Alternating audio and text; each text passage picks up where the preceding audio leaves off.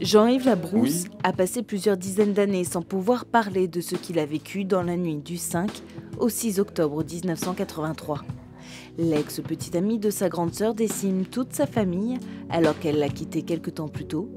Âgé de 15 ans, il perd en quelques heures ses parents, ses grands-parents, sa sœur et son petit frère. Blessé, il sera le seul survivant. il faisait beau. C'était une belle journée d'octobre. J'arrive devant le portail et là, il y avait mon petit frère Fabrice qui nous attendait. Il avait le sourire et il était avec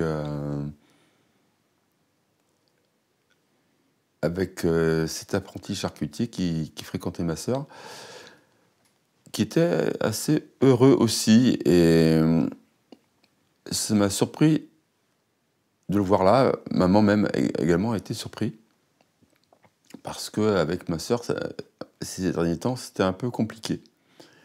Alors, ma sœur est descendue pour aller voir maman et elle lui a expliqué que ce garçon l'avait aidé à préparer à manger pour que maman n'ait pas à faire à manger, vu qu'elle rentrait à 19h30. Elle l'a invité à rester à manger, il a décliné en disant qu'il avait un autre rendez-vous. Et là, le repas se passait bien. Et puis, papa a été pris de malaise. J'ai le souvenir que maman a dit Pascal, c'est le prénom de cet apprenti charcutier. Pascal nous a drogués. Du coup, on a été aussi pris de, de- de sommeil et je suis allé me coucher. Et quand je me réveille, il n'y a plus un bruit. Il fait nuit. Il n'y a pas de lumière. J'arrive à prendre sur moi, à me lever. Je traverse la chambre. Mon petit frère, il dort. Je partageais cette chambre avec mon petit frère, Fabrice, qui a 12 ans, qui avait 12 ans.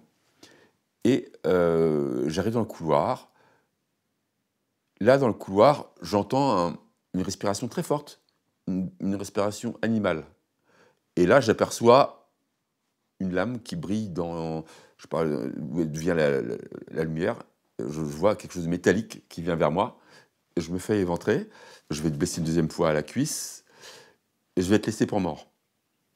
La première chose qui me vient à l'esprit, c'était cet instinct de survie qui va me dire, monte à l'étage, va te mettre en sécurité là où ton papa te racontait ses histoires.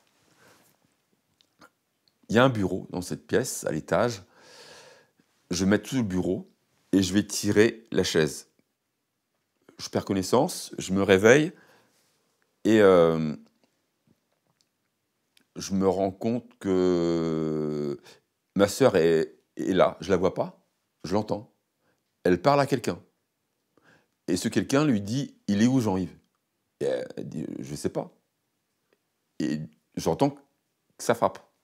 J'ai envie d'hurler en même temps. Parce que je voudrais pouvoir faire quelque chose. Et je peux rien faire.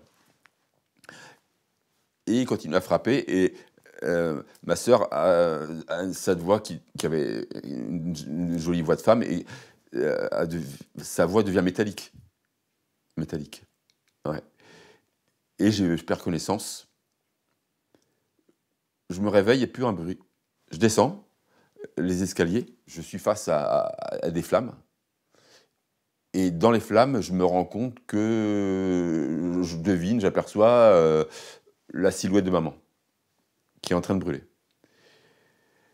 Donc je suis un peu pris de panique, je continue à avancer dans le couloir. Là, je trébuche sur mon petit frère qui est décédé, que j'aurais entendu quelque temps auparavant supplier cette voix, la même voix qui demandait à ma sœur où j'étais. Là, je me dis, je ne peux pas rester là, je sors dehors, je vais enjamber la grille. Et à ce moment-là, je saute 1,50 m, 1,70 m. J'ai l'habitude de faire ça auparavant. Et là, je me rends compte que j'ai les intestins qui sortent de mon abdomen. Donc du coup, je mets mes mains pour contenir ce que je peux contenir. Enfin, c'est un peu compliqué. J'ai mon grand-père qui est décédé sur la chaussée. Et un peu plus loin, ma grand-mère. Tués tous les deux aussi par... Ouais, tués aussi, ouais. Ouais, ils gisent dans leur sang. Dans un champ un peu plus loin, il y a une maison. J'arrive à cette maison, Ça aurait été compliqué, je vais tomber 2-3 fois, je me ressaisis, je prends toutes mes forces et je tape dans le carreau, le volet. Il se passe rien, il y a la lumière, mais il se passe rien. Et j'entends cette voix que j'ai entendue dans la maison, et cette voix est en train de dire « Jean-Jacques, mon papa, a tué tout le monde.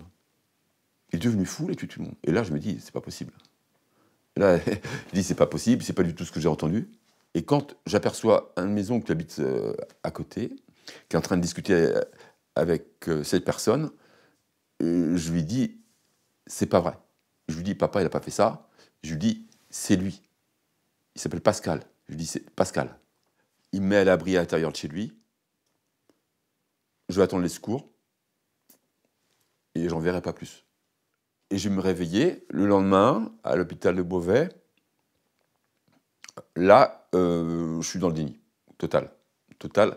Je me dis que j'ai fait un cauchemar. À quoi a ressemblé votre vie après les jours, les mois, les années qui ont suivi? Comment vous avez réussi à vous reconstruire? En fait, je vais mettre en place une hyperactivité. Inconsciemment, je vais mettre en place l'instant présent.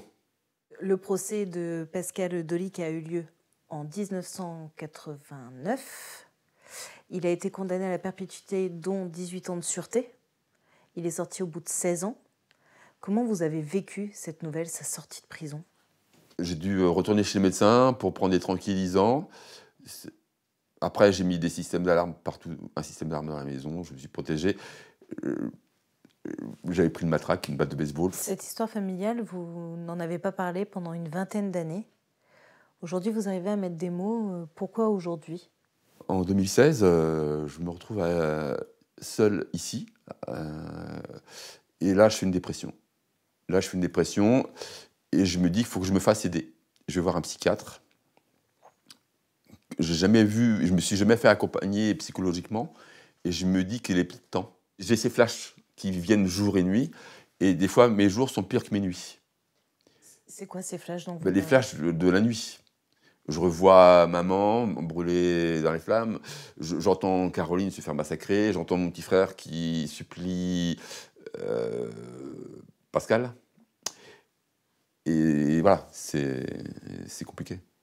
Ça, c'est des choses que vous vivez encore aujourd'hui? Oui.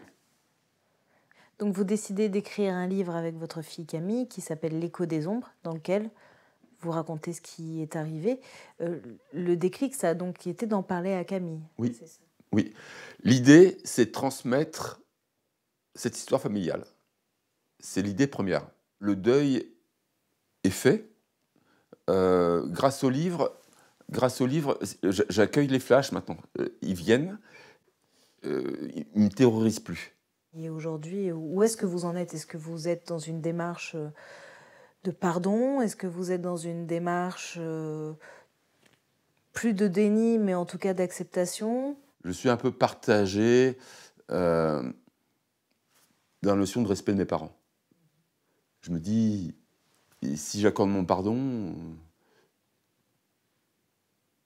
et mes parents ont tout ça. Donc, j'ai encore du chemin à faire. Voilà. J'ai pas de haine. C'est quelque chose que j'aborde, que je me questionne, mais j'ai peut-être besoin de prendre de la hauteur, j'ai peut-être besoin de me recueillir, religieusement peut-être aussi, pour pouvoir avancer dans cette direction.